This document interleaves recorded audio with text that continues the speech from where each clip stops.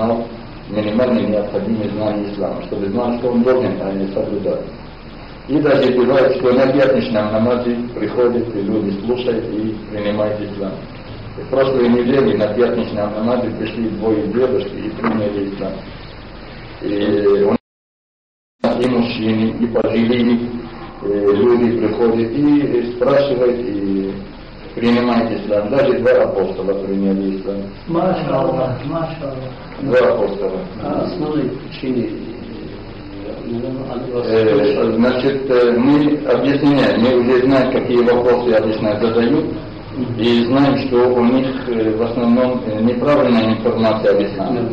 Поэтому, когда рассказываем об исламе, то снимаются уже все эти неправильные представления. И с удовольствием уже это и слушают. Почему? Потому что кажется им, что ислам это какая-то новая религия, и якобы мы не верим ни в Иисуса, ни в Моисея, или что-то другое. Потому что в некоторых книгах даже и написано, что якобы вера мусульман это преклониться черному камню и признавать только как пророк Мухаммад. А когда мы объясняем, то сразу мы говорим, что ислам это значит, это только арабский термин название той религии, которая была у всех пророков. Это не новая религия. Как некоторые думают, что это якобы самая молодая религия. Нет. Это религия ангелов, даже до того, как и были люди. А ислам это значит покорность единому Богу. Но не любым образом, а именно соблюдать его законы, признать законы Божьи. Вот арабский термин для названия этой религии это ислам. И слово законы Божьи по-арабски это слово шариа. Вот отсюда мы и начинаем объяснить им, что это религия всех пророков. Каждый пророк призывал людей к тому, чтобы веровали в единого Бога, и призывал людей для того, чтобы они соблюдали законы Божьи. Значит, они призывали их к исламу. Но некоторые пророки были арабами, некоторые не были арабами. Поэтому последний пророк, раз он араб, то и распространился ислам после него слишком быстро, алхамдулилля, то остались эти арабские термины как религиозные термины для многих языков. Как слово халяль, слово харам, слово ислам, слово шариа и ряд многих слов. Вот таким образом. Мы стараемся вкратце, а главное, чтобы они поняли, что такое вера в Аллаха. Говорим, что имя Божье на арабском это Аллах. По-русски говорят Бог, но некоторые используют этот термин и не понимают содержание, а верят во что-то другое и называют его, что это Бог. Мы когда говорим, что мы признаем, что Бог один, единственный создатель, раз мы верим, что Он один, единственный создатель, значит мы верим, что всякие другое это создано Богом.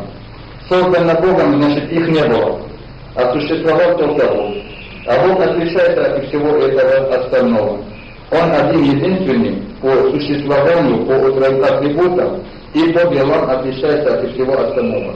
То, что можешь представить себе, Бог на это не похож. Вот это наша вера. Мы не говорим, что Он нуждается, и Он где-то находится, или Он где-то сидит, потому что Он существовал до этого. И Он и таким и существует. Не изменяется от одного состояния к другому. Потому что тот, который изменяется, или значит у него были недостатки, переходит на что-то лучше, или у него что-то было лучше, а уже переходит к худшему. А это значит создан. А Бог отличается от созданного. Вот это наша вера насчет существования Всевышнего. А насчет пророков мы говорим, что мы обязаны, как мусульмане, верить во всех пророков. И без всякого сомнения. И первый это Адам, последний это Мухаммад мир им. В том числе и Иисус, и Моисей, и Авраам, и Ноах, и их очень много. Теологи ислама, историки говорили, что их было 124 тысячи. Среди них 313 посланников. Мы обязаны верить и любить всех пророков без исключения. Только их имена, мы, например, говорим Иса, по-русски говорят Иисус. Мы говорим Муса, по-русски говорят Моисей. Мы говорим Ибрагим, по-русски говорят Авраам. Но речь не идет о других лицах, а именно об этих, которые были пророками, которые призывали людей веровать в единого Бога. Только отличались, что в разных временах истории были разные шариаты, разные законы Божьи. В одно время обязаны были мусульмане того времени соблюдать те законы, а наступило другое время на земле, уже есть другие небесные писания, другие законы Божьи. Как, например, все верят, что первые два человека это Адам и Хавва, Ева. Значит, все знают, что остальные это их дети. А как появились все эти потомства Адама? Значит, это тогда брат женился на свою сестру. И это было именно по шариату пророка Адама. Это было разрешено тогда. А законы Божьи изменились. В одно время были одни законы, в другое время были другие законы. Все призывали людей к одной и той же вере. Веровать в единого Бога и признавать Его законы и соблюдать эти законы. Значит, изменились законы, связанные с ритуалами. Сколько раз молиться, когда пост соблюдать, на кого можно жениться или выходить замуж, когда развод можно делать. Вот такие ритуалы, отношения, взаимоотношения между людьми, эти некоторые остались, не убивать, не воровать, не обманывать, и некоторые изменились. А как вера не изменилась. И пророк Мухаммад мир ему нам сказал: «Афдалу ма культу ана валь набиюна мин кабли, ла иляха илляллах».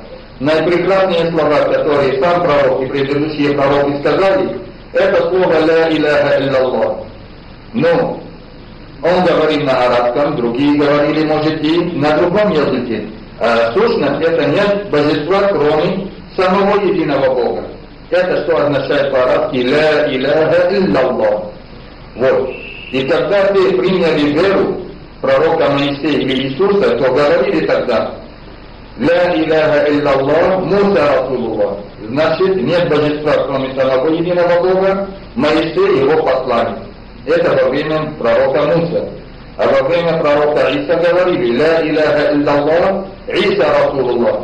Признавали предыдущего пророка и говорили «Нет божества, кроме самого единого Бога, а Иисус его посланник». Мы тоже, мусульмане последнего времени, говорим «Ла иляха илляллах, Мухаммад Расулуллах».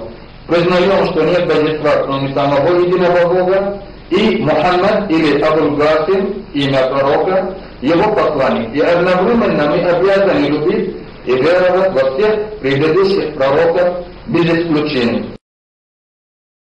Но чтобы не говорить на место слова Аллаха, говорит Аллах или Аллах, или, например, на место слова Мухаммад, говорит Магомед или говорит Мухаммад, то мы говорим ему: скажи это на русском.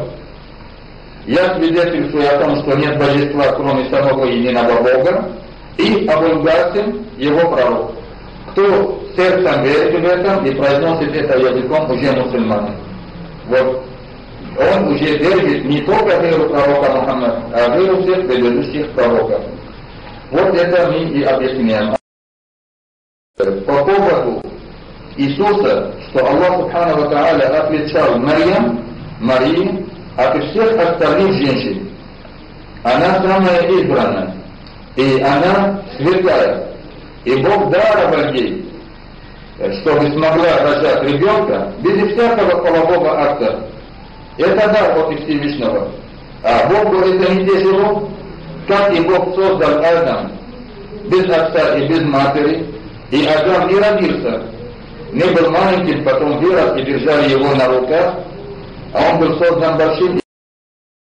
А Ева создана из ребра человека, и тоже создана большой. И не была маленькая, и потом выросла.